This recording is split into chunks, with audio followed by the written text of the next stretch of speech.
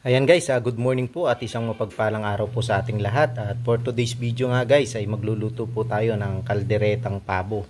Kahapon kasi guys ay nagparty po tayo ng pabo at ngayon po natin may time na para iluto. Ito po yung ating mga rekado at kumpletong listahan ng ating mga ingredients. Ito guys, meron tayong gata, coco mama, rino, sibuyas, bawang, bell pepper. Meron din po tayong gulay na carrots at saka po patatas. Meron din po tayong margarine panggisa po mamaya sa kanila. At ito nga guys ay nagpapakulo na rin tayo ng ating karne ng pabo. Ayan guys, kasalukuyan na pong kumukulo ang karne po ng ating pabo. Ayan guys, medyo maliit lamang po siya dahil medyo matamlay siya kahapon, ay pinarti na po natin para po hindi na pumayat.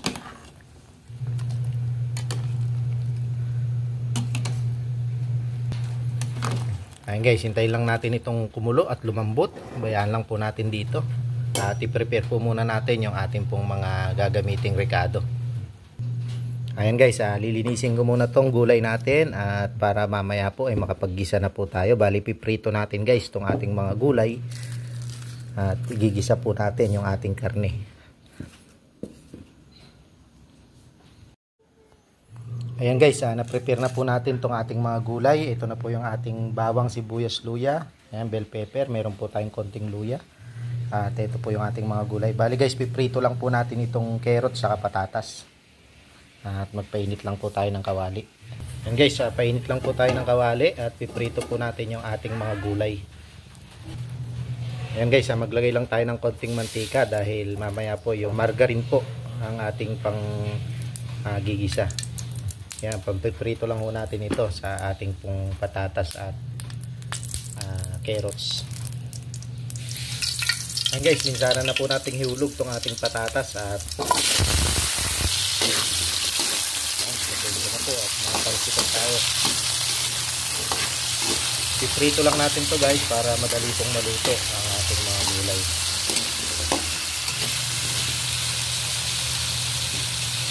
Check na rin po natin tong ating karne.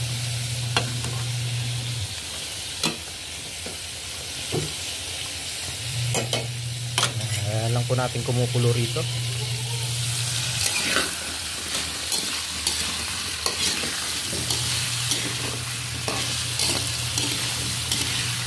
Tayo lang natin guys mag golden brown at pwede po nating iset aside na po ang ating gulay at tayo na rin po ay magigisa mamaya.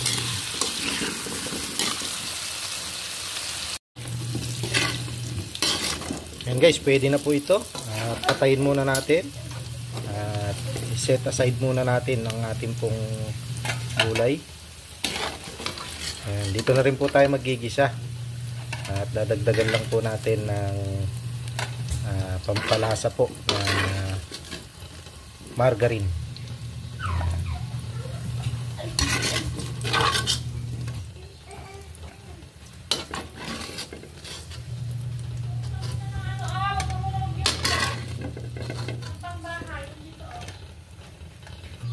Ayan guys, naprito na po natin yung ating patatas at carrots at magigisa na po tayo. Ayan guys, maglalagay lang po tayo ng margarine.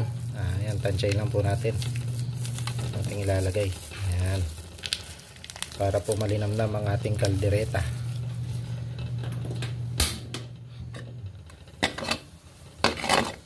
Yup.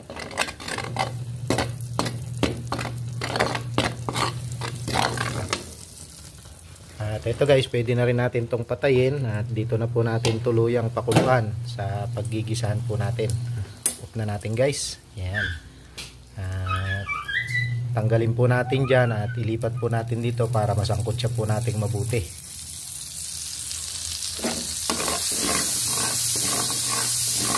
Yan.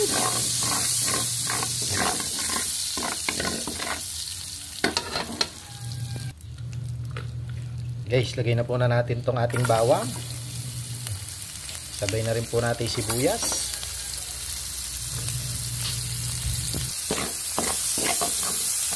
Guys, napakabango. Kaya na lang po natin apoy.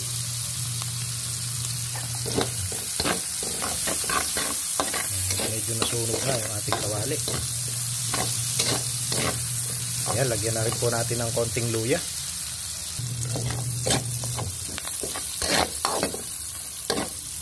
Bango. Guys, hintayin lang nating mag golden brown yung ating pong bawang sibuyas at konting luya. At ito po guys, sasalin na po natin to. Ayan, tanggalin na po natin yung sabaw. Yan guys, pwede na po ito. At medyo sunog na yung ating kawali. I-re-recta na po natin dito para mapatuyuan po natin.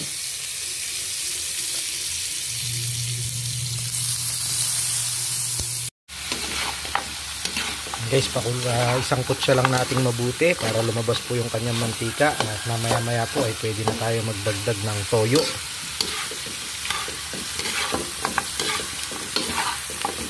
Ayan, papulahin lang po natin yung ating karne.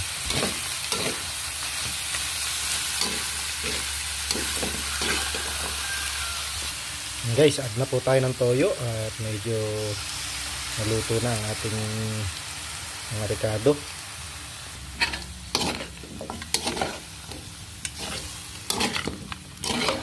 Ayan guys, pakukuluan pa ho natin ito at magdadagdag po tayo ng tubig.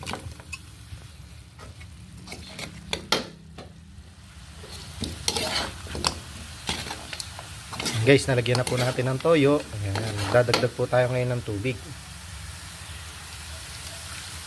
para pampalambot pa ho sa ating karne.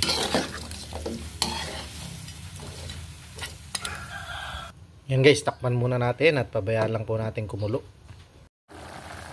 Yan guys, check lang natin. Yo. Habang kumukulo guys, maglagay na po tayo ng paminta. Ayan.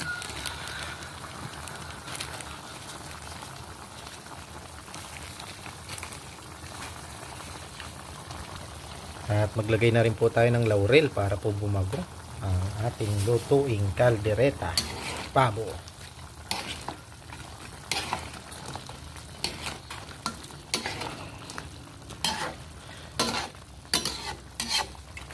Yan guys, medyo patuyuan lang natin at mamaya na po tayo maglalagay ng reno at saka po yung ating tomato sauce. Takpan ulit natin guys.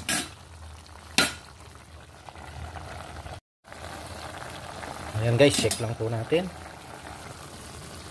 Uy. Bali guys, dumalaga pa lang po yung ating pinaping pabo. Ayan nga guys, so makikita nyo itlog niya. Magsisimula pa lang po siyang ayan.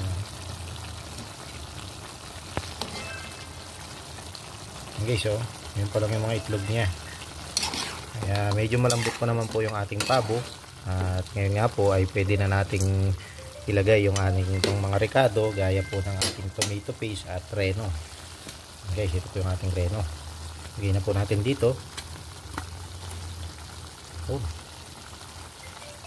Maglagay na rin po tayo ng tomato paste.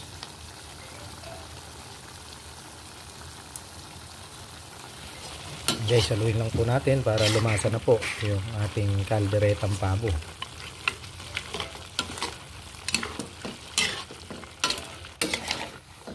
Guys, halu-haluin lang po natin at mamaya-maya ay lalagyan po natin ito ng tomato sauce.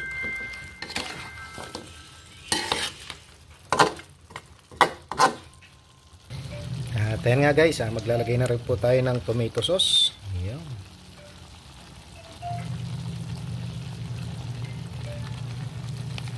Ayan, kalahati lang na ito guys kasi meron naman ng tomato paste. Ayan, para hindi po siya masyadong umasim.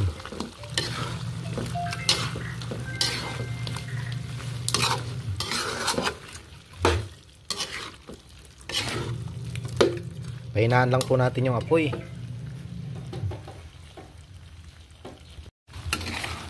Ayan guys, haluin lang po natin at pwede na po nating ilagay yung ating pong gulay. Ayan o. Oh, ganda ng kulay.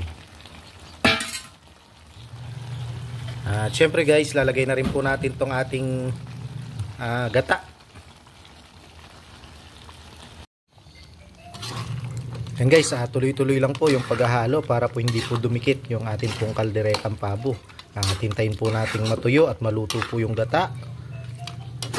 At medyo lumabas po yung mantika po ng ating kaldereta para naman po masarap at malinamnam. Yan. Napakabango.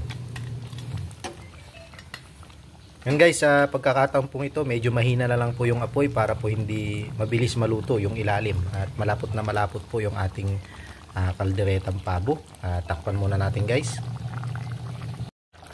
Yan guys, check na po natin. At talagang malapot na po. Yo.